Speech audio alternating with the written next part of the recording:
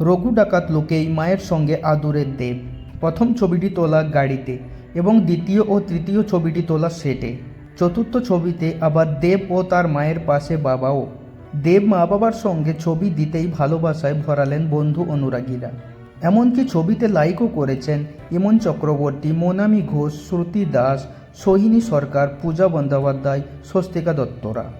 তবে দেব স্পষ্ট করেছেন তিনি কোনোভাবেই কোনো রকম নেতিবাচকতায় কান দিতে রাজি নন।